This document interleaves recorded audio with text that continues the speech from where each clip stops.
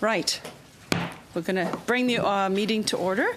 Welcome back, everyone, from Constituency Week, and welcome to the Minister and the staff and Jonathan Wilkinson. It's really great to have you in front of us or with us, and we're looking forward to having good dialogue, good questions and answers. So I don't know if I need to say anything else other than I will turn the floor over to the Minister.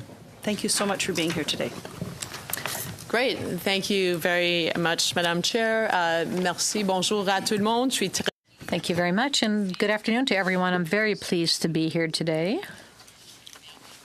Anishinaabe peoples, that's something that I take extraordinarily seriously in my job. Indigenous peoples, First Nations, Inuit and Métis peoples are the first stewards of our land, our water, our air, and protectors of our animals. Madam Chair, members of the committee, dear colleagues, I'm delighted to be here with you today to discuss the 2017-2018 main estimates for Environment and Climate Change Canada, the Parks Canada Agency, and the Canadian Environmental Assessment Agency. I'm pleased to be joined today by Jonathan Wilkinson, my parliamentary secretary, my awesome parliamentary secretary, who you know well, Dr. Stephen Lucas, Deputy Minister of Environment and Climate Change Canada, Daniel Watson at the end, CEO of the Parks Canada Agency, and Ron Hallman, President of the Canadian Environmental Assessment Agency. Je tiens à profiter de cette tribune. I'd like to use this opportunity today to look at some of our achievements this past year. I would also like to put forward some of our future plans. Provides national leadership to reduce emissions, fight climate change, and make Canada competitive in the emerging low-carbon global economy. As I always say, the environment and the economy go together. We know that the world is moving, markets are moving, and that we need to support innovation, good jobs, and clean growth for all Canadians. La planification d'une économie à faible. Planning for a low-carbon economy today is the smart, strategic decision for Canada's present and future economic prosperity. They know that reducing our greenhouse gas emissions will make our economy more competitive and allow it to grow in a sustainable way. The transition is already underway.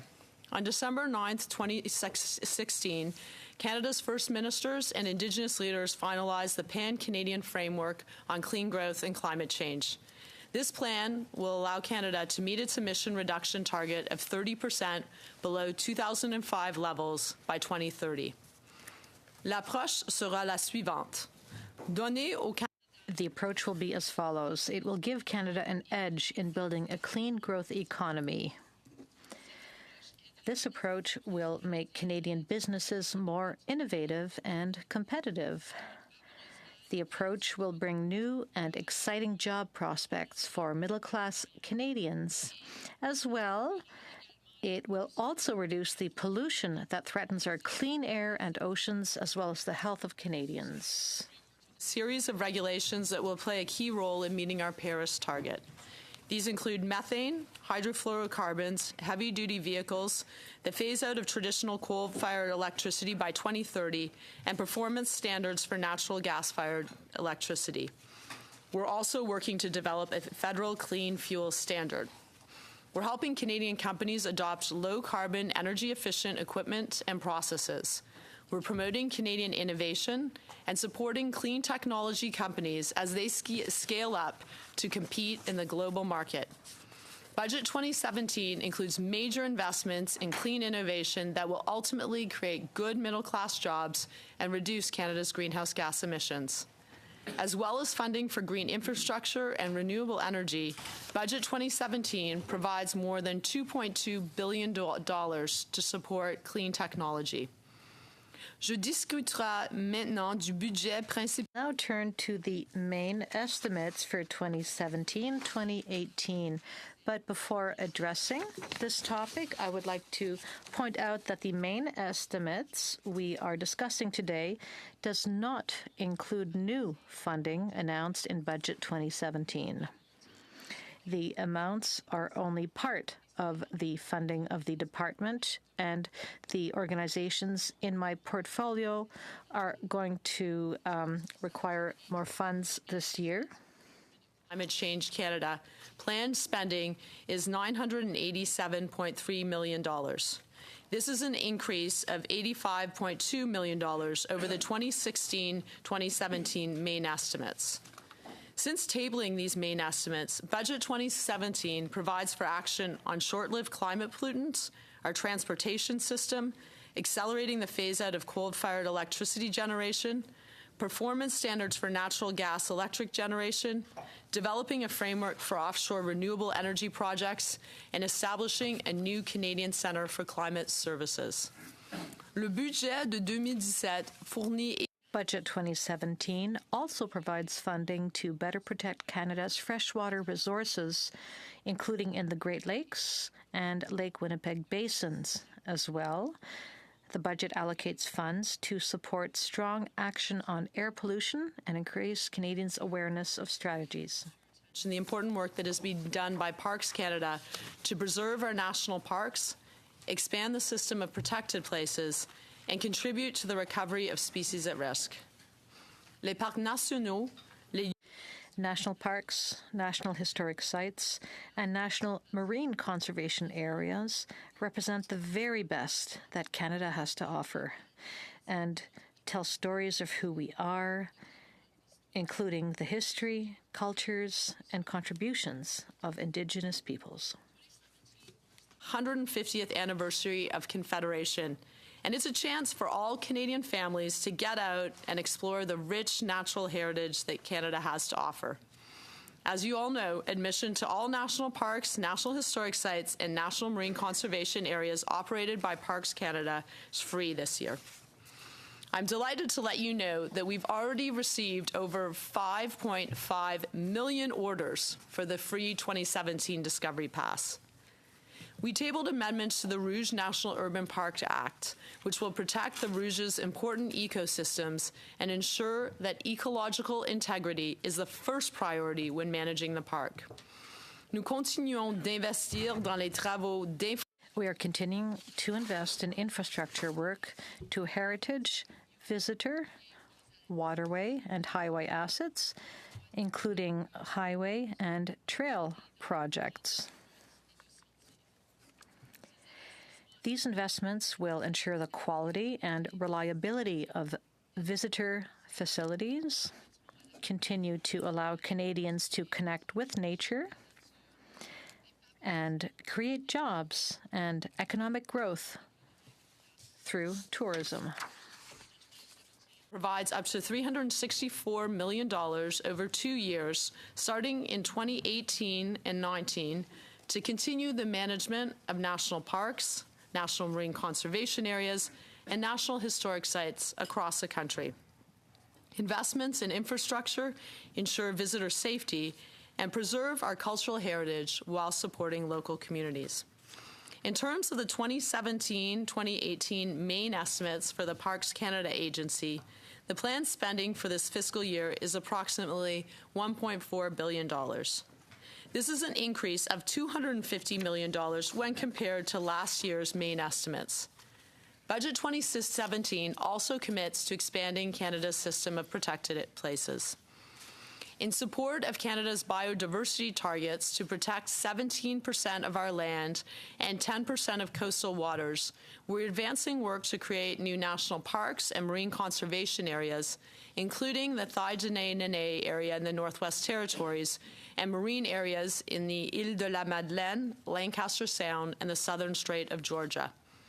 Nous travaillerons également avec We will also work with relevant provincial governments and Indigenous organizations on potential new protected areas, including a proposed national park in the Manitoba lowlands and an additional marine conservation area in James Bay.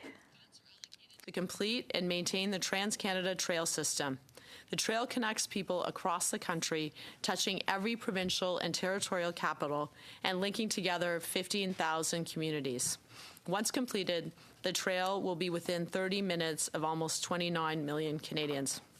I'd also like to say that I'm very proud of our support for the Indigenous Guardians program. I think that's a program that people are very excited about, and working with Indigenous peoples is key to protecting our special places.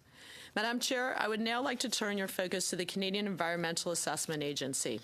Our government's priority on this front is to restore public trust in the federal environmental assessment processes so that we can get resources to market sustainably in the 21st century.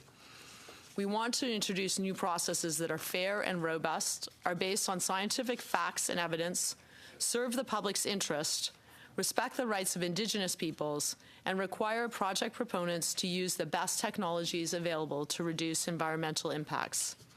Lors de notre dernière rencontre, At our last meeting, I had announced an interim approach and principles to guide the assessment of major projects.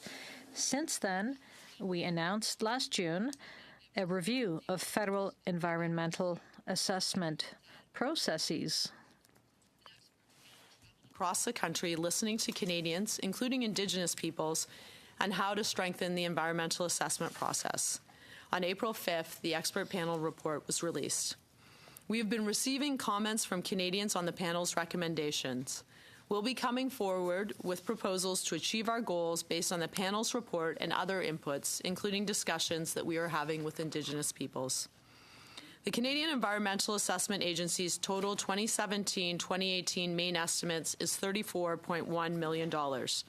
This is a net increase of $3.2 million compared to the 2016-2017 main estimates. Together, the main estimates and new spending in Budget 2017 will help create the clean growth economy necessary for the collective health, prosperity, and security for this generation of Canadians and the next. Avant de terminer, j'en profite pour Before I close, I'd like to take this opportunity to talk about the tremendous work you are all doing within this committee. The health and sustainability of the environment is not a political issue. It's a tremendous responsibility to Canadians and to future generations of Canadians. this report on protected areas, this committee has a remarkable track record of working in a collaborative manner in providing recommendations to our government on important issues. We take these recommendations seriously. I'd like to thank you for the report and note that I met with my counterparts from the provinces and territories and national Indigenous organizations this February. An important outcome is the collaborative process that we've embarked on. We're calling it Pathway to Target 1, and it brings together all our partners to develop advice and guidance on how to achieve our 2020 Aichi targets. I look forward to providing an update as this work progresses and responding to your committee's report. Je vous remercie également pour le travail de... Thank you also for your thoughtful work in developing recommendations to strengthen the Federal Sustainable Development Act, another unanimous report, and one we hope to move forward on in the very near future. Been carrying out crucial work with your review of SEPA 1999. This summer, my officials and I will be taking a close look at options to improve SEPA. Our government is open to meaningful changes, and your recommendations will help us in this effort. De plus, je sais que le comité... As well, I'm aware that the committee may be studying heritage places, and I'm looking forward to learning more about this work. Lastly, I want to thank all of you for the valuable contribution that this committee provides to all Canadians. Thank you very much, Minister, for that great overview of the work that your departments are doing and for the summary of the main estimates. And we're going to turn it over to the committee for questions. And the first one is Mr. Fisher. Thank you very much, Madam Chair, and thank you, Minister, and your team for being here today. And thank you for acknowledging the work we've done to come up with not one but two unanimous reports. That's something that we worked very hard on and something that as a committee we're very proud of. You spoke of some of the recommendations in our most recent report on protected spaces, and one of the recommendations I want to point out was envisioned federal government partnering with municipalities, provinces, territories, interested governments to work towards hitting our targets, the commitments that we've made for protected spaces. You know, I think about, and I know I think I probably have harassed you enough on this topic when you walk by me all the time, but when I talk about Blue Mountain Birch Cove Lakes Wilderness Area in Halifax, and I think about the impact that such a partnership could have on this space. This would be our Rouge Park. You know, the municipality is working hard to secure the appropriate lands, and I think of, you know, the impact that a partnership with the federal government could have. I'm interested in your thoughts with a perceived decrease in planned spending on protected areas in this budget, with the expectation that that spending will go up, but our time is running out. So I'm interested in your thoughts on how partnering with other levels of government could impact our hitting out the targets that we've committed to. So thank you very much, Darren, and you never harass me. It's fine. Look, I totally agree with you that we need to be partnering with municipalities. We need to be partnering with provinces. We need to be partnering with the private sector. There are private organizations that do really great work, like the National Conservancy of Canada, so that we can meet our Aichi targets. And that's why we've set up this working group with Shannon Phillips, the Alberta Minister of the Environment, which is going to set out the Pathway to Canada Target 1 initiative. We need to bring all the partners together. I will say that I recognize the need for additional funding, so as we develop this, I will certainly bringing that forward. Perfect. Few things are more iconic in the Halifax Regional Municipality than our town clock. We have many well-trained historical carpenters and tradespeople who are very capable of restoring large projects like this clock and bring it back to its former glory. In May of 2016, we heard that the clock would receive a facelift. So we've just heard, though, that when the tender was released last month, Parks Canada will consider or will be swapping out the original historic wooden handcrafted features that represent the architecture of this town clock and swapping them out with more modern plastic and aluminum pieces. With Parks Canada funding increasing for visitor experience, it's my hope and everyone else's hope back in Nova Scotia that we would properly maintain and restore the historic infrastructure that we have. So do you expect funding will be properly allocated to ensure that Parks Canada will take care of this this treasure of ours, this national treasure? Well, thank you very much for the question. Making sure that we improve our heritage sites is very important to this government. Significant funding has been allocated for that. We are working with heritage experts to review the proposed conservation work to ensure it respects the heritage character of the Old Town Clock. Of course, while ensuring that we respect taxpayers' dollars to protect this iconic structure for the future. This work is currently under review by the Federal Heritage Building Review Office, and recommendations will be forthcoming. Work will protect the specific heritage character defining elements of the structure, which would include windows and columns, and I'm happy to follow up with you in more detail. Thank you. So when you talk about this, the review of the process, would the tender speak to, and maybe we'll talk offline about this, but my concern would be that the tender would come out and it would speak to the specifics of the modern, the new modern pieces, whereas the review might speak to the importance of keeping it historically accurate. And I'm hoping, and again, I'll take this offline with you, but I'm hoping that there's a parallel there so that one doesn't happen before the other, and we get a quote on something that's plastic and aluminum, and then we decide later that we should do it the historical way. So I am happy to follow online, but why don't I give Daniel Watson, the CEO of Parks Canada Agency, a chance to respond. Thank you. And on that particular one, we've received some correspondence. There are some challenging decisions to be made about structural integrity of different historical pieces at time, and we have to make sometimes some challenging calls on how best to protect them for the future. And I know on this one that the local field unit superintendent has offered to meet with some of the interested correspondents on that front and to have this conversation about what the best way to go forward is and some of the reasons that we'd at least come to some of the conclusions that we announced in the tender on that front. Perfect. Thank you. Thank you. Thank you, Minister. 1 minute. That's all I've got. Seriously? Yep. Okie dokie. Thank you, Madam Chair. Oh, it's okay. Over to Mr. Fast. Thank you, Minister, for appearing before us this afternoon. Welcome back, and also welcome back to Jonathan Wilkinson. It's good to have you back at the table. I'm going to jump right into it. Let's talk about carbon taxes, or you call it carbon pricing, but I think Canadians better understand the term carbon taxes because they know this is coming out of their pockets. I believe every member on this table acknowledges Canada has a responsibility to address its greenhouse gas emissions and the impacts of it. Where we differ is how do we do that? Now, over the last year and a half, your government has crafted a climate change plan which includes the imposition of a massive carbon tax on Canadians, which will ramp up to $50 per ton of emissions by the year 2022. And even though some provinces, most provinces have some kind of a regime in place to do that, none of them have a $50 per ton price. So this is a policy that definitely comes out of your government. And Canadians have a right to ask the question, okay, what will this mean for me directly? What does it mean for my family? What does it mean for my business? And there was a report prepared by your department. I'm assuming some of that work was started even before you got into government, but the report is dated October 20 of 2015. And that report appears to outline what the impacts of the carbon tax will be. And if I can just quote very briefly from that report, it's from Paul Rochon to Jean-Francois Perrault.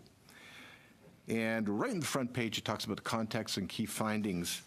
It says these higher costs, referring to carbon taxes, would then cascade through the economy in the form of higher prices, thus leading all firms and consumers to pay more for goods and services with higher carbon content. And then we go to the details. And we read this memo, referring to the memo that presumably your department prepared. This memo provides an assessment of the economic and greenhouse gas emission impacts from a global carbon price. The key findings from our assessment are: bullet 1, blacked out, redacted.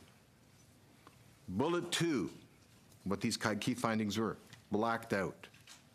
Bullet 3 talks about the price that's required to limit the rise in average global temperature to 2 degrees.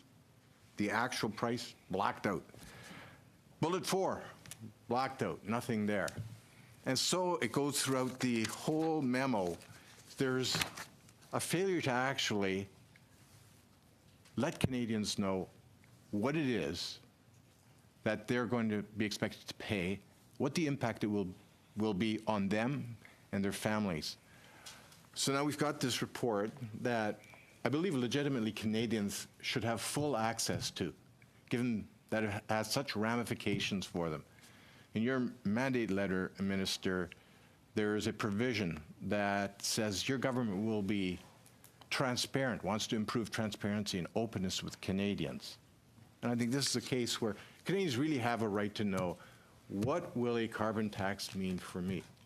Can I get your commitment today to provide Canadians with a fully unredacted version of the report that was done within your government? So I'm extraordinarily proud that our government has put a price on pollution. Because we know any credible climate plan needs to have a price on pollution. We've taken an approach where we not only have a price on pollution, we have regulations, because we believe that that is the most cost-effective way, keeping in mind the impact, keeping in mind competitiveness. I will remind the member that we had a carbon pricing leadership coalition, which include major companies, energy companies, consumer good companies, all 5 banks, who said we support putting a price on pollution because it is the most efficient way to reduce emissions and do what we also want to do, which is foster innovation, creating good jobs. I was, in fact, in California, where we had major investments, major venture capital firms, private equity money that are very excited about investing in Canada because we are moving forward on a serious climate plan, and we are going to create the innovations that are going to create good jobs here. I will remind the member— Minister, the question was very simple.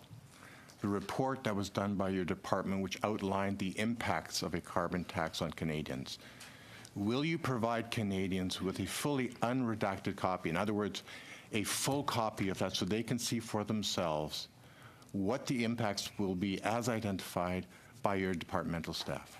A very simple question. So yes the or no? report that you were referring to was prepared under the previous government. It does not reflect our climate change plan. We did actually put out an economic analysis of the Pan-Canadian framework, including a document that goes through our approach to carbon pricing. The impact of carbon pricing will depend on each province's approach. We have taken the approach that is up to provinces and territories to put a price on pollution. 80% of Canadians live in a jurisdiction where there's a price on pollution, and the precise impact will depend on the approach taken by a province. It'll depend on their economy, it'll depend on what they plan on doing with the revenues, and it'll depend on whether they put a direct price or they have a different system. So, Minister, I Mr. just... Fast, Yeah, I hate to do this, but believe it it's or just not, we're past the yes 6 or no. minutes. Will you provide Canadians So let's- with the let's- full I mean- impact analysis? We've given the full impact. I'm happy to direct you to the report that reflects what we are doing with our plan, not the previous government's approach. Okay, we have to cut it off there. The next one, Ms. Duncan. Thank you, Madam Chair, and thank you, Madam Minister, and your officials for being here. Always nice to see Jonathan. And always nice to see Danielle, because I see him frequently in our beautiful city. My first questions to you, Madam Minister, relate to part of your mandate, which is to treat our fresh water as a precious resource that deserves protection and careful stewardship. Yet your government's budget and the Mains allocate only meager monies, and it appears to be only for the Great Lakes and Lake Winnipeg. As you're aware, the result of the UNESCO investigation triggered by the Mikisew Cree has issued a very stern warning to your government. And they have stated that there's a good chance that our country will lose the designation, or at least have Wood Buffalo listed as a site in danger, unless you immediately, and these are their words, immediately develop a structured and adequately funded action plan guided by their 17 very strong recommendations. And those include doing a study of the environmental flow assessment for the Peace Athabasca and Slave, conduct an environmental and social impact assessment of the Site C, particularly in Alberta, in the Peace Athabasca Delta, and study the sufficient water supply for transborder communities and impacts traditional harvesting. Now, UNESCO also called on you to directly engage the Indigenous peoples in the preparation of this plan, and yet I hear from the Mikisew Cree that they have not yet been reached out to. So I wonder if you could tell me what actions have been taken to make sure that there is a timely response to UNESCO. Thank you very much. We are certainly committed to the ongoing protection of Wood Buffalo National Park, and we welcome the review by UNESCO. It is a reminder that we need to always work to protect Canada's special places, and it's a call to action.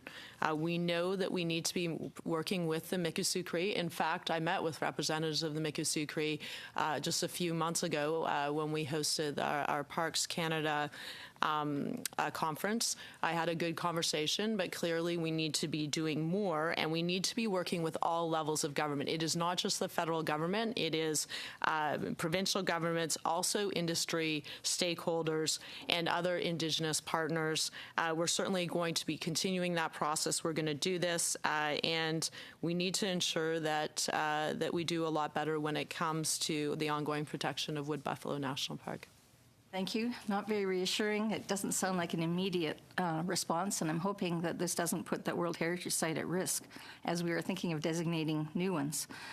On environmental impact assessment, I'm wondering, Madam Minister, if you would consider issuing a white paper stating your government's views on the recommendations from your expert report, and the feedback you received before you table a bill.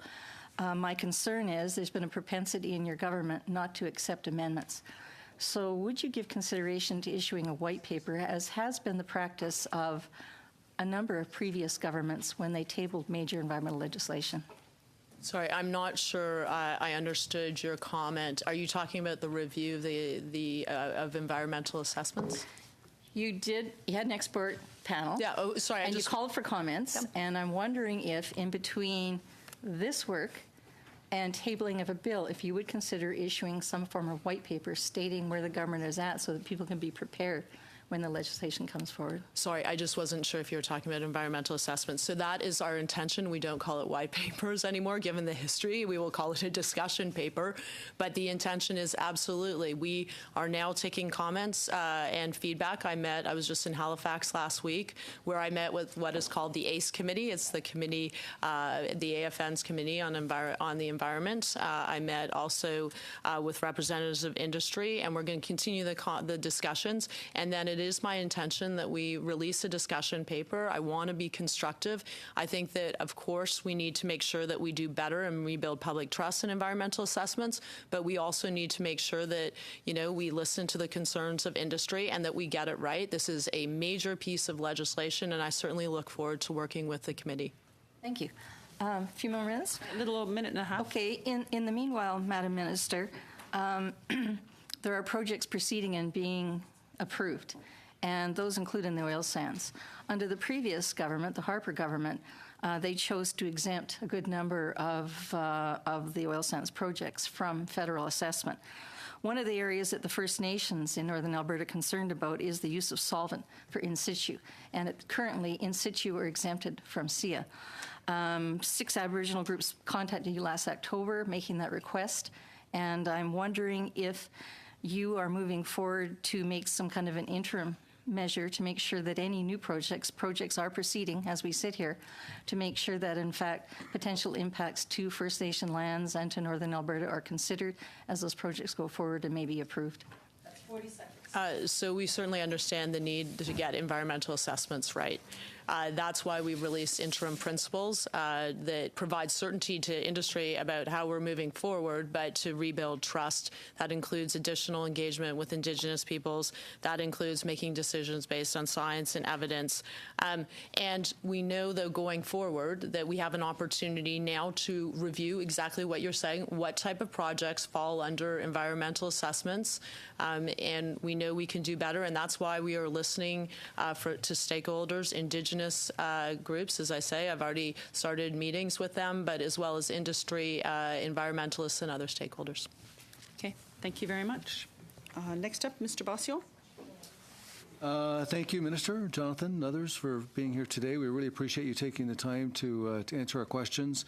As you'd mentioned earlier, we are just finishing up a study on the Canadian Environmental Protection Act. I think, as you also know, I think I've raised this issue before. Since Darren doesn't bother you, and then I'm sure I don't. But I spent almost 20 years fighting the spread of toxic chemicals in our water as a result of landfills.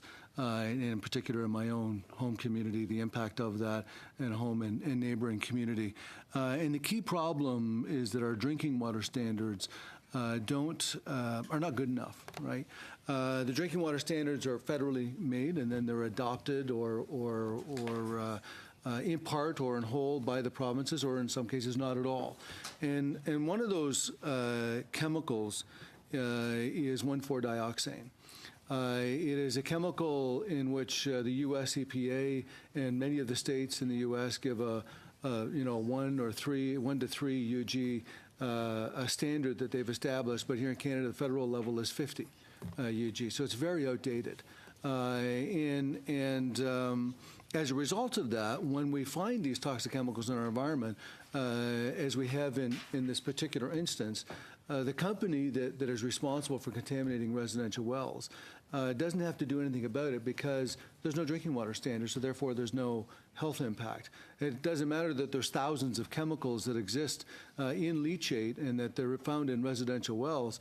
If the drinking water standards don't reflect the toxicity that exists, and 1,4-dioxane is a known toxic carcinogen, that doesn't happen. So I guess what I'd like to know is, as we move forward, around this issue and around CNP in particular, are we dedicating the financial resources to add personnel around the assessment of chemicals and setting drinking water or even air standards, air quality standards right now, today? Well, I'd like to thank the member for his question, and also you. Also, I'm always happy to hear from everyone. We're in this together. So I think that the focus of your question is related to guidelines for drinking water quality. This activity is actually the responsibility of the Minister of Health in collaboration with provinces and territories. Our government continues with the implementation of the Chemical Management Plan. We know we need to reduce risk posed by chemicals to Canadians and the environment. For the substance in question, for dioxane, it was assessed by the government in Canada in 2010 and found not to be of concern to the environment or harmful to the health of Canadians at current levels of exposure. It's included in our National Pollutant Release Inventory, the NPRI. It's Canada's legislated, publicly accessible inventory of pollutants released, disposed of, and sent for recycling by facilities across the country. Industrial, institutional, and commercial facilities which meet legislative NPRI reporting requirements must notify Environment Canada for their releases. Certainly, should emissions increase over time, we will investigate and adopt the necessary steps to control releases. I'm also happy, if you would like, to have my deputy speak to this issue. Sure. Sure. I would just add that in support of furthering our work under the Chemicals Management Plan, which we do jointly with Health Canada, the Canadian Council of Ministers of the Environment has a water management committee of technical officials looking at it. They also looked at 1,4-dioxane in water and did conclude that bioaccumulation, bioconcentration, and biomagnification were likely to be significant processes in aquatic systems. But this is an area, as the Minister noted, we continue to monitor through the National Pollutant Release Inventory, and we'll continue to look at going ahead. Thank you.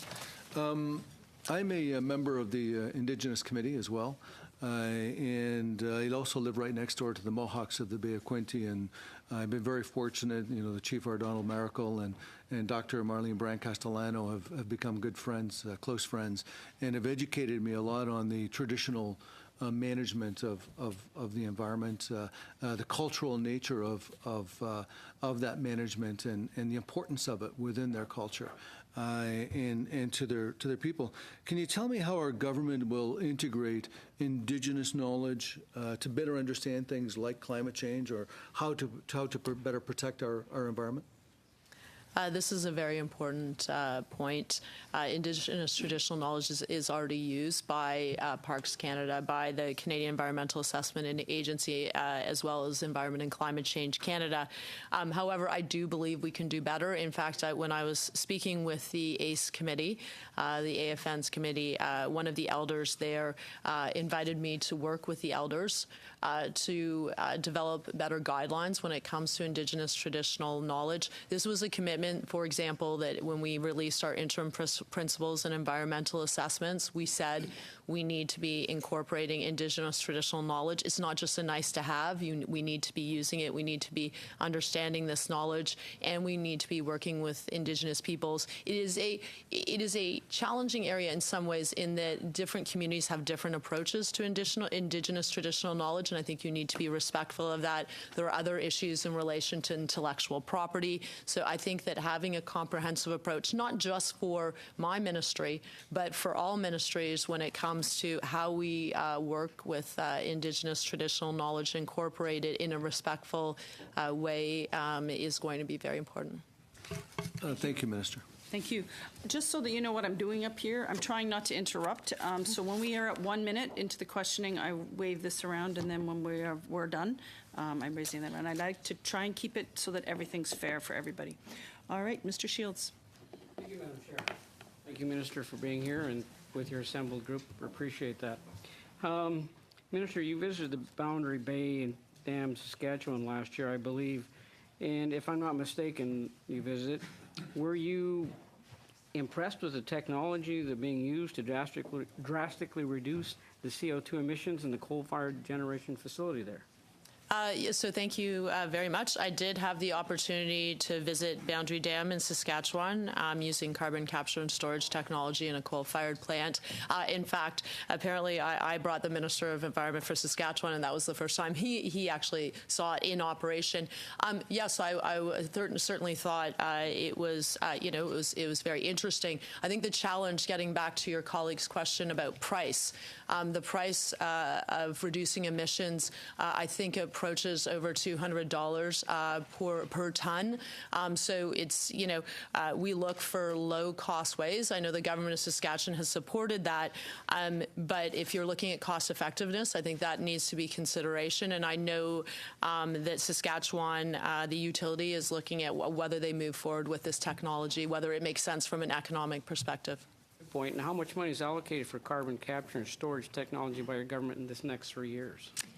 I'm very happy to talk about our support for clean innovation. It's $2.2 billion. But what we don't do is decide what technology is the right technology. I don't think from an economics perspective that's the right way to approach it. We need to reduce emissions. And we need to figure out what's the lowest cost, smartest way to do that, working with provinces and territories, obviously, and Indigenous peoples.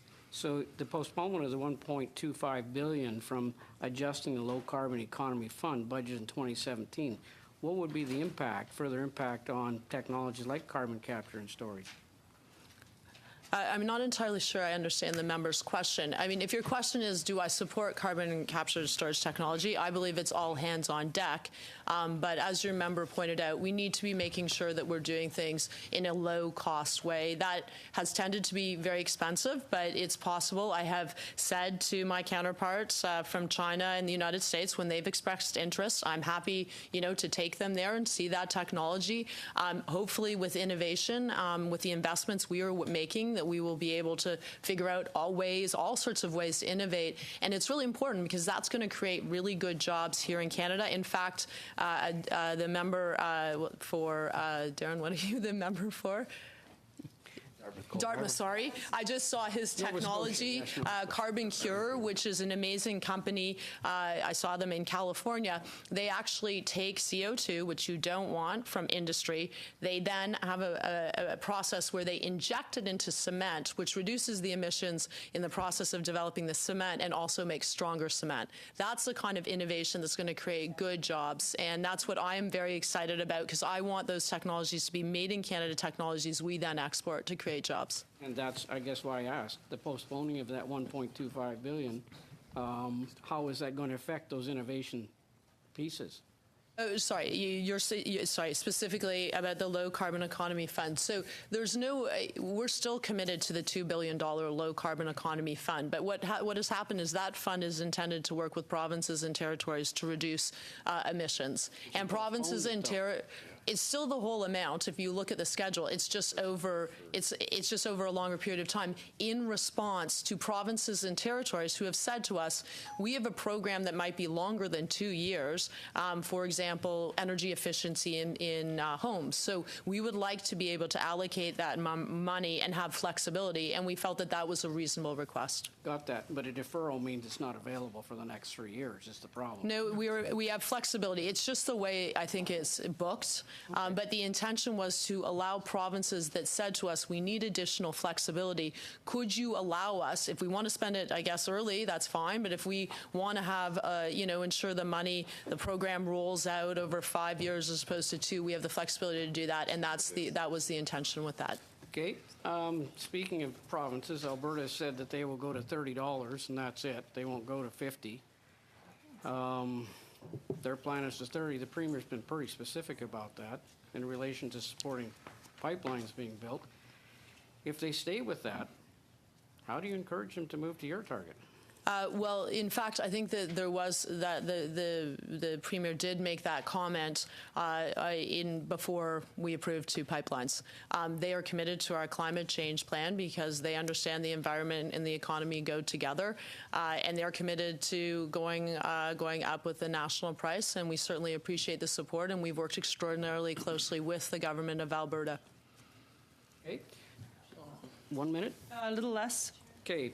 A quick one. The chair of the Environment Committee has recently quoted our great chair last week in a paper saying, she stated, in our recommendations, we made it clear there needs to be a robust consultation process before anything get dealt with. To me, getting it in the budget is the last step, not the first. Do you agree with the environmental chair when she says that? I think that we have a very brilliant chair of the Environment Committee, and I certainly believe in consultation. We spent the whole last year consulting. Do you agree with her then when the tender was withdrawn for the bike pathway from Jasper to the ice fields? Tender's been withdrawn. Do you agree with that for further study? I certainly am supportive that the tender was withdrawn. For further study? But we have a consultation process. It should not have been, there shouldn't have been a tender till we finished a consultation process. I've made that extraordinarily clear to Parks Canada, and we need to, I should be clear, there's been no decision made on the Jasper Bike Trail. Thank you. Thank you very much. Mr. Amos. Thank you, Madam Chair. Thank you, Minister, and to the senior officials here. It's a real pleasure to have you. And I'd like to focus on what I see as being some good news in these estimates. When you see, pardon me, when one sees an increase for Parks Canada from 2015-2016 going from 1.36 billion up to 1.389 billion in 2017-18. I mean, that's a solid increase. Environmental assessment going from 29.2 billion up to in 2015-16 to 34 billion. That's again another solid increase. Environment Canada, slightly lesser increase. I mean, I think the story that I see playing out is increased expenditures by the federal government to ensure that the public interest is pursued, whether it's by Environment Canada, the Environmental Assessment Agency, or Parks Canada. Before I ask my next question, which might be a little more challenging, do you see that as being one of the, for the average Canadian, a good news story? The federal government has more money invested in these key environmental agencies. I absolutely see it as a good news story. We have a serious commitment also to the economy. And on for example, the Pan-Canadian Framework, we have the funding in place now so that we can actually deliver on it when it comes to parks. So your question may be about commitments on parks related to protected areas, but I think overall our commitment there, we've demonstrated that we're absolutely committed to parks. Supporting ecological integrity is the primary goal, and the same in terms of the support to Canadian Environmental Assessment Agency. Okay, thank you. Specifically, yes, and I was going specifically to hit the parks topic because it is near and dear not only to my riding's core interest, but I think to many of my colleagues here who really are quite focused on helping our country achieve more. You pointed to the HE process, that intergovernmental process that has been undertaken at a both provincial and federal leadership level. That's good news as far as I can see. I wonder if, I guess what I'm interested to hear is where will the rubber hit the road with some provinces where there have been challenges in the past in achieving collaboration. The specific example I would point to would be, for example, a province where I represent, Quebec, where there have been relatively few cooperative initiatives. One can point to a few examples, such as the St. Lawrence Saguenay National Marine Park, and one can point to the federal presence in Forillon and Mangan. But apart from that, there's a very limited federal presence, and traditionally the explanation has been challenges around sovereignty. But I think we may be entering a new collaborative era. Is Environment Canada and is Parks Canada specifically open to collaboration with the Government of Quebec to achieve joint parks? Well, so in terms of how we're going to approach getting to EHC target number one, it's a huge priority for me. It's in the mandate letter. I'm working very closely with Minister LeBlanc. It's absolutely key. We work with provinces. That is the only way we will be able to reach our targets. And the good news is that we have been able to collaborate well. I saw that through the Pan-Canadian framework. We had a recent provincial and territorial meeting. So I think that we're collaborating very well. As I said, that there's a working group that I'm co-chairing with the Minister for Environment for Alberta to figure out that pathway, and also to sit down not only with provinces in territories, but with municipalities, with stakeholders, to figure out exactly how we're going to get to what is an ambitious target, but provinces have committed to it as well. Maybe I'll ask Daniel if you'd like to say something. Absolutely. And so we're working very closely with all provinces and territories, and certainly any opportunities for cooperation there are ones that we will take very seriously. And in addition to that, doing some unprecedented work with Indigenous governments across the country as well, who will also contribute important parts to an eventual solution on this. And so defining that and shaping that has been a critical part of that agenda. Mm-hmm. If I could follow up, do I have time, Chair? 1 minute. Perfect. So for regions that are looking for the federal government to engage with provincial representatives, to engage with Indigenous governments, is there a preferred process to initiating, for example, feasibility studies around particular areas? Because I think that there's great excitement, particularly in my riding around Western Pontiac, around the opportunities that there may be. But there's uncertainty as to, well, how does this actually get rolling? So, I mean, I think we're always welcome to take proposals. I often have, whether it's provinces or municipalities saying, look, there's areas we think we could be protected and we could work with the federal government.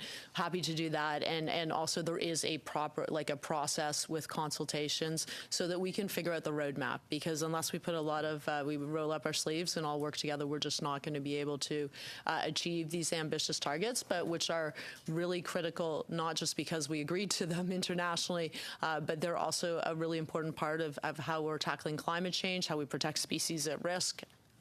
Thank you. Oh, you're good. Yeah, I never want you to chop, but just wrap up your thoughts. I'm just so scared of the chair. No. It's good. I'm good. I'm done. Oh, my reputation. Oh, dear. Okay. I'm happy also to follow up with the member to talk about your particular circumstance. Thank you. Good question, good answer. Mr. Iglinsky. Thank you. Thank you, Minister, for being here, and your staff, and good to see you again, Daniel. And I'm not going to get on you on the pine beetles. I'm going to leave that alone. Anyways, as Mr. Fisher spoke earlier about the unanimous report on conservation by this committee, and I'd like to just tell you, Minister, I think this is one of the best committees up here right now. We work very well together, but I think the reason that works so well is that we all have the same train of thought. We want to protect the environment and the future for our children. So I just want to compliment them in front of you, because you got a great team here. Here. All right, so much for that. Now we'll get Now go sideways. during our unanimous report, okay guys, enough. During our unanimous report on conservation, our committee recommended that Canada lead an effort to determine the capacity of Canada's natural spaces to release and sequester carbon, and to evaluate the potential for increasing the capacity to sequester carbon.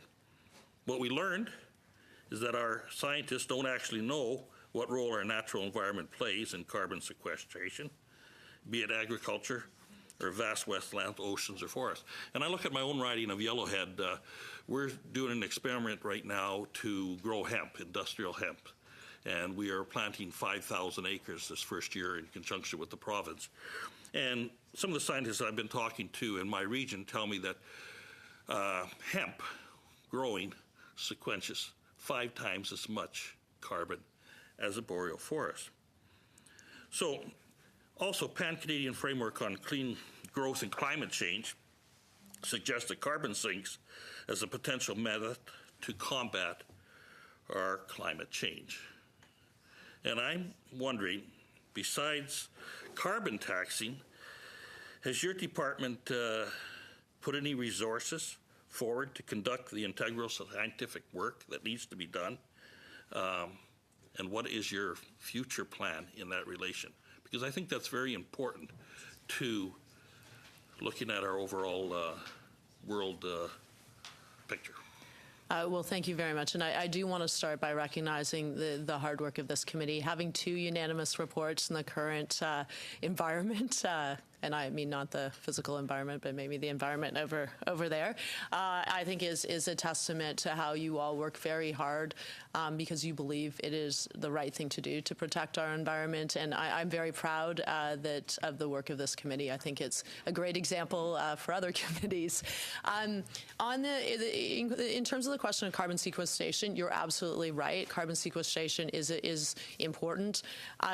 We need to get the accounting right. There are different ways of doing the accounting and making sure that we do that right. I don't think you could just do carbon sequestration and hope that you are going to meet your climate change targets. You still need to do things like put a price on pollution and have regulations, and also invest in innovation so we get the solutions. I'm going to turn it over to my very able deputy, who's also a scientist, who can go into more detail.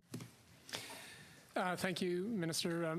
Madam Chair, what I would note would be that the Canadian Forest Service at Natural Resources Canada has active research. They're actively measuring and monitoring and modeling forest carbon sinks and looking at the role of natural disturbances and their regeneration subsequently. So that goes to both the science and understanding for different tree species, the amount of carbon they store, and as well understanding from an accounting perspective the role of natural disturbances.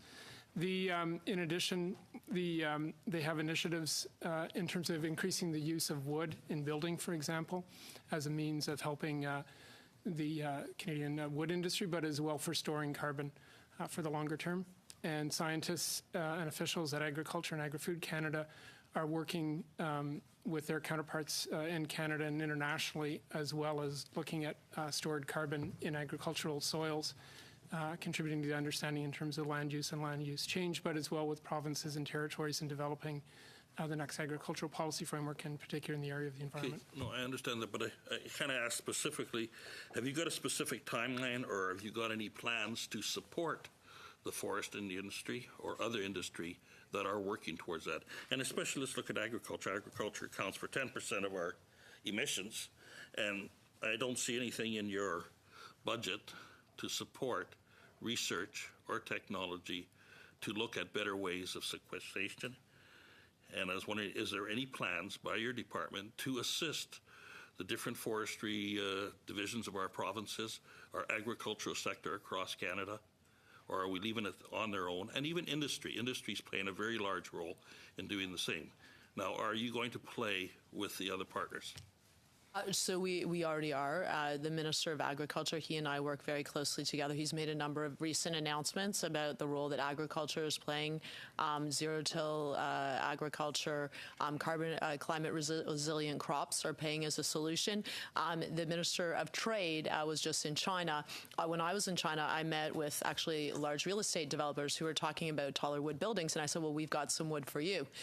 So he went over there and was focused on talking to them about sustainable Canadian softwood lumber, because I think we need to be looking across files and coming up with creative solutions. So I absolutely agree with you. On the accounting piece, though, it is very important to get it right in terms of how, not just how Canada accounts for carbon sequestration and sinks, but how the rest of the world does too, so that we do it in a way that's defensible and is actually having the intended impact. Have I got any time left? Nope, you're all good. Sorry about that. Okay, so we've got our last 6-minute. Peter Fonseca and Karen Ludwig are going to share. Go ahead. Thank you, Chair. And first, let me just say what an honor it is to be at this extraordinary committee, as we've heard here today, and the day that the Minister and the Parliamentary Secretary and the key officials are here to present. Yeah, and it's like hitting the lottery. Well, Minister, given the significance of Canada's 150, Environment, Climate Change Canada and Parks Canada have taken valuable steps to both promote our country's ecological heritage while providing for its protection. Also important, our cultural heritage is our built heritage. Is this government considering legislation concerning built heritage in the maintenance of our commemorative integrity? So thank you very much. I think sometimes we don't emphasize enough as part of Parks Canada's portfolio. It's not just parks and marine conservation areas, but it's National Historic Sites. And I think it's very important as we look at Canada's 150 about how we protect heritage sites. I will say that I've learned firsthand when it comes to, for example, the Rideau Canal or the Central Experimental Farm in Ottawa, that I think that we can be doing more to protect very important parts of our cultural heritage. There's certainly more work that could be done in this area. I hope it's something that your committee might consider working on. Thank you, Mr. You know, I was so excited. I forgot to mention to the chair. I will be splitting my time with Karen Ludwig. I did want to mention just blue skying, Minister. You know, we've had really sustainable dreams come true. When we think about how we sort our garbage and our waste, about getting more people onto public transit, on producing more energy through wind and solar. Blue skying yourself, kind of where do you see us going down the road? Wow. Well, you know what? So I was just blue skying this morning. I think we have an opportunity to reimagine how we live, work, and play. To do it in a way that is much more sustainable. That's much more is much more efficient use of our resources. I was just in California, and it really excited me when I saw the opportunities. Looking at what California is doing in terms of the state level, I had a chance to meet with the governor. But beyond that, the innovation that is going on in Silicon Valley, including with Canadian companies like Carbon Cure, I think there's a huge opportunity, and our leadership on climate change is being recognized. And I think this is a way we can really attract investment and tackle really big problems like how do we get communities off diesel? How do we reimagine the buildings? I think we need to be looking at, we have a new building code that will be, driving towards net zero buildings. I think we can go faster because I think that there's jobs and investment and innovation that we can't even imagine. So that's what gets me excited. That's what keeps me up at night. It's looking at how do we do things in a way that's going to attract investment in Canada, where we can be the model for the future, what the world will look like, and while we're doing it, create really good jobs. Thank you. Karen? Go ahead. Great, thank you. Thank you, Minister, for being here, and I'm pleased to join this committee just for today. I have two questions. My first one is specific to my riding of New Brunswick Southwest, responding to my colleague, Will Amos. A joint park, a good example of that is the International Park on Campobello Island. It's jointly held and governed between the U.S. government and the Canadian government. But on that, we've talked specifically as a region about connecting the Fundy National Park through the East Coast Greenway all the way through Orlando, Florida. And I wonder if you could speak to how we could make that connection bridged. And the second question I have is the government's plan to protect caribou in our country. So there you go. Wow, well, this is blue skying. So you know what? I mean, look, we're always looking at ways we can partner. That we know that whether it's species at risk or air or water, it goes across boundaries, and we need to be working with the U.S. federal government, also with states and municipalities. So I think we have opportunities. Happy to talk to you more. I'm looking forward to a trip I'm doing out east this summer, so we can have a good chat. In terms of the caribou, since Jonathan's been getting off quite easy, Jonathan has been working extraordinarily hard on species at risk, including in caribou. We did have a recent meeting of provinces and territories that I led, but I think I'm going to let Jonathan talk about some of the hard work that he's been really doing on a very tough file. Thank you, Minister. So, as you know, there was a report in 2012 with respect to caribou that required a reporting out in October of 2017. On this file, the provinces are the lead, but of course the federal government has responsibilities under the Species at Risk legislation to ensure that that biodiversity, and in this case the caribou herds within Canada, are being put onto a sustainable footing on a go-forward basis. The minister met recently with all of the ministers in Canada. Caribou was one of the topics that was discussed at some significant length, and I subsequently have traveled to pretty much every relevant jurisdiction with respect to this file to meet with provincial ministers and stakeholders to discuss the work that they are doing to allow us to provide a report that will discuss the status of caribou in Canada and provide realistic pathways to ensuring that the herds in Canada are put onto a sustainable footing. This is a very much a collaborative exercise with the provinces. The provinces have the lead, as I said, but the federal government certainly has a role to play, and we are expending significant time, resources, and effort to ensure that we get to a good outcome in October. Thank you. Do I have more time? No, I think you're 10 seconds away from the end of it, so I think. Thank you, and thank you. Thank you. It's my 10 seconds. Yeah, sorry, thanks. Ms. Duncan, you have 3 minutes. Thank you. I wanted to follow up on the boreal woodland caribou. It's not quite as cheery as you present, even though I appreciate your effort, Mr. Wilkinson. I didn't know that you were engaged in that. Look forward to following up. But of course, the minister is being sued by CPAWS. Jim Prentice was sued by the environmental organizations and the First Nations and was found to have erred in law by failing to recognize First Nation rights. It is not solely the provinces that have the power. I'm kind of stunned to hear that. The minister has a clear binding obligation under SARA, and your government certainly has obligations under First Nation right and title. So I wonder if you would like to elaborate on that. So I don't think we're diminishing our obligations under SARA, but it is the provinces that need to be providing plans about how they're going to protect the caribou. And we also, this is a tough file because we have always committed as a government that the environment and the economy go together, that we need to protect species at risk, that we need to have proper plans in place, but we need to do it in a way that is mindful of the economy and jobs. And that's why we are taking the time. We are meeting with CPAWS. I have had many meetings with CPAWS. In fact, they've recognized that we are doing a lot of work, but clearly more work needs to be done with the provinces as well as industry and other stakeholders. But once again, I think Jonathan has done an amazing job, so you can talk about this.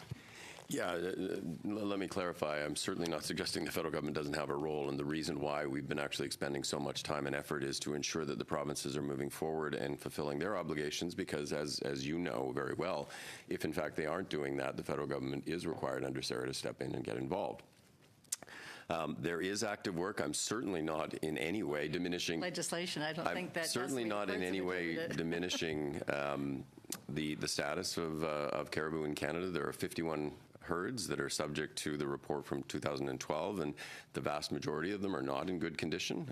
And so the work that needs to be done is developing range plans that relate to each of the specific herds and putting in place an action plan that will enable us to scientifically believe that this will enable the recovery of the species. I have one last quick question. 1 minute. The minister frequently speaks of the need to move to cleaner energy, particularly to renewables, which I appreciate. But I'm puzzled because nowhere in the budget of the Mains are there any dollars given to the environment minister on this. In fact, the only thing in the Mains is the entire transfer of the fund to Mr. Baines. So I would really appreciate some clarification of who in the government actually has the mandate and the dollars to start moving us towards a cleaner energy economy. So there are dollars across the board. I'm actually less focused on who has the dollars that we're actually acting. So there's the $2 billion Low Carbon Economy Fund, which we're working with provinces and territories to reduce emissions. Yes, that is under my responsibility. Even if it isn't shown in the with the Minister of Finance, but also, I mean, I'd like to remind the member there are also innovative ways of financing. So the Infrastructure Bank is a very good example of how you can match private sector funding with government support to facilitate and enhance the use of renewables. Duncan? Yep. We have a little bit more time that you've committed to us to stay for an hour and a half at least. So I was suggesting, if you're all in agreement, that we might do one more round of 5 minutes each. That gets us to the top of the hour, pretty much. Sure. So if everybody in agreement with that? Okay, so we start with the Liberal side, and I think the Liberal side might be suggesting. Go ahead, Mike. Madam Chair. Wait. Sorry. So, Madam Chair, can you just hang on? You don't need to worry. We're looking after you. Okay.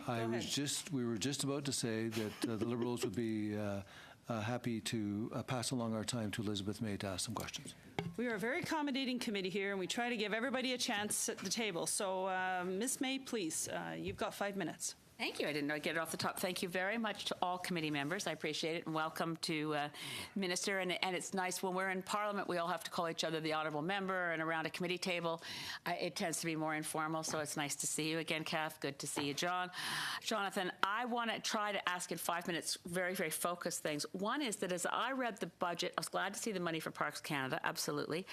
But as I spoke to Finance Canada guys in the room when we were looking at it in the lockup, that it looked like it was mostly or almost entirely for acquisition. It didn't flow into the day-to-day running of the department. There were significant cuts in 2012 budget, 10% cuts. It means that Parks Canada lost all its scientific capacity, people doing the research in our parks, checking on ecological integrity. So I'd like to ask if there could be a view, if Finance Canada gave me the right information at the time, to actually increasing the operating budget of Parks Canada to ensure that there's enough staff on the ground.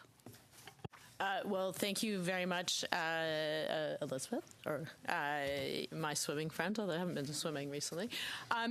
Look, so protecting and restoring ecological integrity is the first priority for Parks Canada. We have increased the number of scientists. As you say, there were significant cuts in scientists and in science. So it's certainly a priority for our government, included in the funding that was provided for 2017 on the experience side. We are looking at how we promote ecological integrity. I've had the great opportunity to visit national parks on my vacation time at my own expense, family expense, with my family, where I've seen our amazing parks folks in action. They are incredible. I think that's the best experience you could possibly have, is like go visit, go tracking animals, which I did in Banff National Park. But I am going to ask Daniel Watson. Daniel, if you want to. 2 points I guess I'd raise in answer to your question. In the first instance, money that comes to Parks Canada comes under a single vote, unlike many other places where there's a division between capital and operating. And given the occupational health and safety and sort of life and limb issues that accompany many of our issues related to infrastructure, the fortifications around the walls of Quebec City, for example, or washouts and highways, we always go and fix those things before they go and kill somebody or injure someone.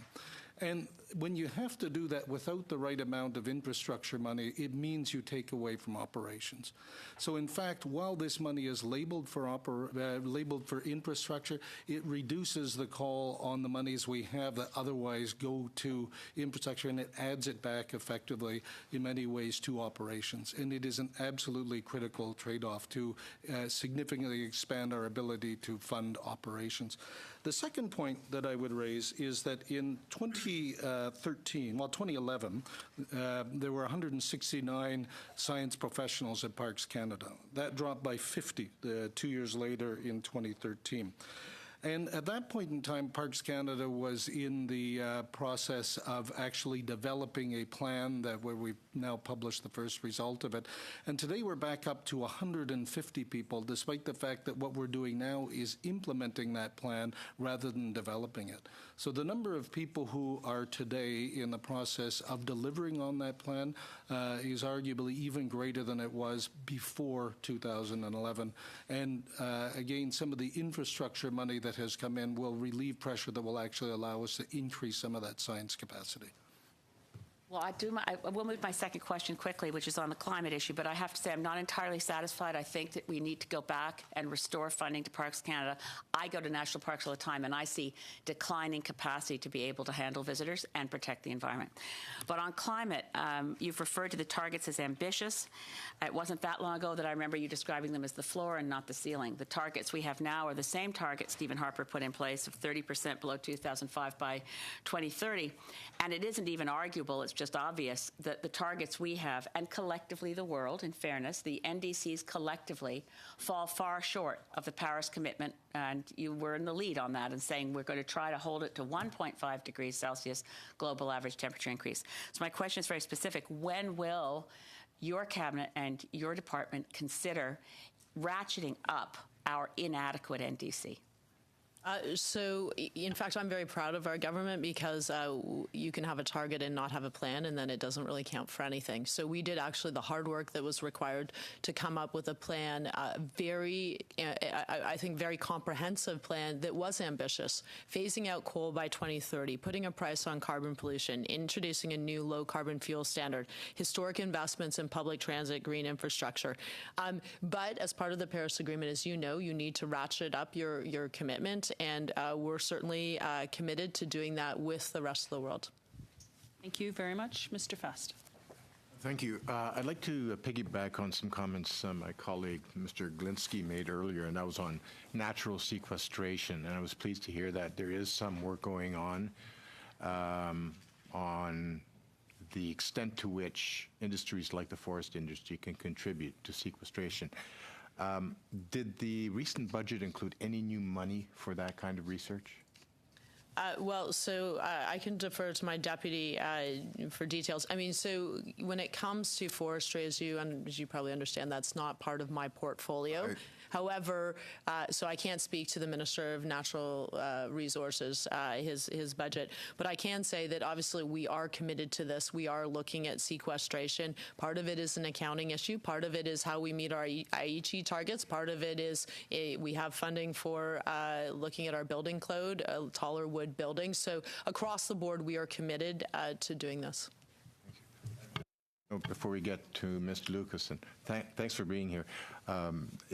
Actually, my brother was involved in the design of the 18-story wood structure at UBC. Cool. Very familiar with how wood can be used as one component in addressing our climate change challenges. Mr. Lucas. I was just going to note that forest carbon research is part of the core activity of the Canadian Forest Service and Natural Resources Canada, and indeed agriculture and agri-food on the side of best practices for zero-till and other, as the minister indicated, carbon sequestering crops. There's further work underway with people across Canada in the role of wetlands, for example. But you're not aware of any new money in the budget, in the recent budget, that would address I think that for research? stored carbon in terms of wood construction at Natural Resources. All right. Following along that line of thought, when you look at forestry, when you look at farming, low-till and no-till methods, when you look at wetland restoration and expansion, when you look at grasslands and the capacity to sequester, do we actually know how much our natural environment presently sequesters carbon in Canada? I mean, I think the probably, as you can see, the probably short answer is no. We know it's an important, it's an important part to tackling climate change. I would just like to reemphasize, it's not the whole solution. No, I agree with you. But I congratulate you to your brother into this. But did you say the building at UBC? It's very cool. I think that, I think we need to do more. But we can't just be driving it here in Canada, because one thing that is very important in the Paris Agreement process is that you have to have defensible accounting. We don't want different countries having different ways that they're accounting and trying to get around having very serious climate plans, because they just say, well, we've got wetlands, we've got tall wood buildings, and we've got, zero-till agriculture. Well, I think your Minister, point. Yep. My concern is, we've embarked upon a climate change plan, and kudos to you for actually coming up with a plan. We might disagree with it, but at least you came up with a plan. But the problem is, you've come up with a plan, but you don't yet have that elemental information that tells us exactly how much of our carbon emissions is reabsorbed back into the environment. And what we also don't know is, what is our capacity to increase our natural sequestration capabilities in Canada going forward? Because you've already mentioned there's research going on. How can we improve forestry practices to improve sequestration capacity? And so I'm a little surprised that your government would come forward with a plan when we actually don't know what the playing field is that we're playing on, because we don't know exactly how much of the carbon emissions are being reabsorbed into the environment. So if you look at our climate change plan, where you actually have the pathway to achieve our target, we have built it in, but we are looking at how we do the proper accounting in accordance with international standards. I mean, there are lots of variables when it comes to climate change. The Arctic is melting, and it's going to release. This is it is not as precise as we'd like it to be. We are working very hard. I'm very proud of the work of the scientists at Environment and Climate Change Canada and across government that are working on very hard issues and pushing the envelope so that we can share this expertise internationally.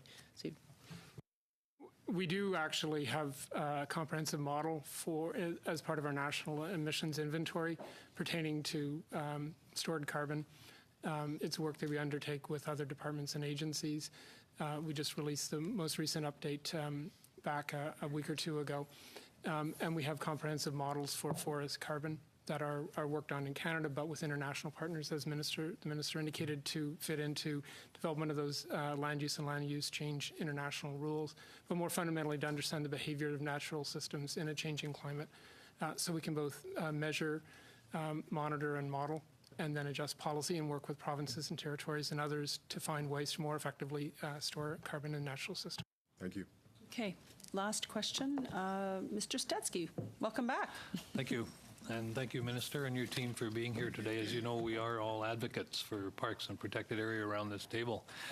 So I want to make sure I understand the numbers that I didn't get it wrong earlier, because they seem to be heading in the right direction. But so 1.4 billion, which is an increase of 250 million for parks and protected areas for this year. Was that the right number? And then beginning in 2018, an additional $364 million over the next 2 years is what I think I read in the budget. So again, certainly heading in the right direction. At this point, what will that $264 million be targeted at? So I'll ask Daniel to answer that, please. Right there. So again, for the Parks Canada has approximately $18 billion worth of built assets that require about $2 million worth of work every day just to not end up the next morning behind where you were the morning before. And so that money will, in a sense, end up in two places. The money itself will end up making sure that we will do the work that we need to do to keep Canada's heritage from falling apart. And what it will do indirectly is will allow us sort of the additional costs that we would otherwise have occurred by letting that fall apart even further go back into operations inside the agency to a whole range of things. It could be science, it could be visitor experience, it could be all of those pieces. But the actual amount of $364 million that was noted in the budget is specifically to protect the built heritage that and assets that Parks Canada has responsibilities for. Trans-Canada Trail, ultimately, and responsibility. It's a great initiative across Canada. There's certainly room for improvement. There are some areas that are basically alongside a highway, and then there's a long-term concern about operational dollars to maintain the trail. So is that on your radar, and whose responsibility will it fall to make sure that the Trans-Canada Trail stays viable into the future? Well, I was certainly proud of our government's announcement that we are investing in the Trans-Canada Trail. I think for 2017, there's no better initiative than something that's going to have a very long-term legacy that connects Canadians from coast to coast to coast. I think 3,000 communities live within a half an hour, I believe, of the Trans-Canada Trail. I grew up in Hamilton, as some of you may know, and I would go running around what is now the Trans-Canada Trail, and just below Parliament is another part of the Trans-Canada Trail. The Trans-Canada Trail is an independent organization. We've supported it as a government. We've made a new announcement of funding, and certainly they are looking at what their long-term plan should be, including support from the private sector. But really, it's an organization we've supported. We've stepped up because we think it's very important. Okay, so do you anticipate, though, a role for the federal government in the future? I know they're private, but right across Canada, and certainly in my riding, the concern I hear is who's going to maintain this after we're done 2017? Well, I mean, I think that it's really up to the Trans-Canada Trail to come up with their plan. We certainly, they came, we had a good discussion. We made a significant announcement in 2017, and we're very supportive of the Trans-Canada Trail. National parks in British Columbia. So when you think of British Columbia and you think of new national parks, how are we doing with South Okanagan in particular, and then of course potentially the Flathead keeps coming up every once in a while as well? Well, you know what? I think I should pass it on to Jonathan, given that he's from British Columbia. Look, you know what? I think we've had some positive indications in South Okanagan. I'm always very hopeful that we can work with provinces, territories. I think Flathead would be incredible. You know, we continue to have discussions, and I think that there are opportunities, but unfortunately we don't do this alone. We have to work with provinces. We work with Indigenous peoples. John? I think the only thing I would add, and Daniel may want to add something, but is I think that perhaps we're a bit more optimistic on the South Okanagan on a go-forward basis. I think the stumbling block in the past has been an inability to get to an agreement between the federal government and the province, and the province seems to be a little bit more interested in this, so hopefully we'll be able to think about how we actually move this forward. Of course, putting together a national park involves the interest of a whole host of players. Provinces has been raised earlier by a previous member, Indigenous groups. But there's been interest in this one for a long time. It has sort of grown a bit recently, and Parks Canada remains very interested in talking with any parties that want to continue those conversations. Okay. Minister, Jonathan, and your team, thank you very much. It's been an excellent session. It's really nice that you gave as much time as you have to allow everybody at the table to have a chance to ask questions. I just want to say there's been some really nice things said about me today, but it really isn't about the chair. It is about the team. And all the members on in this committee have been amazing, wanting to work together cooperatively and collaboratively to try and find solutions that we can bring forward to the government. Everyone's very passionate. So it's a real privilege to be the chair of this committee, and I'm really looking forward to our next report, and we'll see how we do in terms of it being collaborative, but yeah, we're working hard on it. So thanks again, and I guess I'll end the meeting at this point, and I understand you would like to maybe take some pictures, so we'll... Can I just, actually, what I'd just like to do is thank the amazing public servants that I have the opportunity to work with every day. You know, I'm one person, but there's a whole team. Jonathan is integral as my parliamentary secretary, doing an incredible job, but you can see the leadership, but also the hardworking public servants that every day work hard to protect the environment on all their files. Thank you. So I'm going to suspend. Thank you.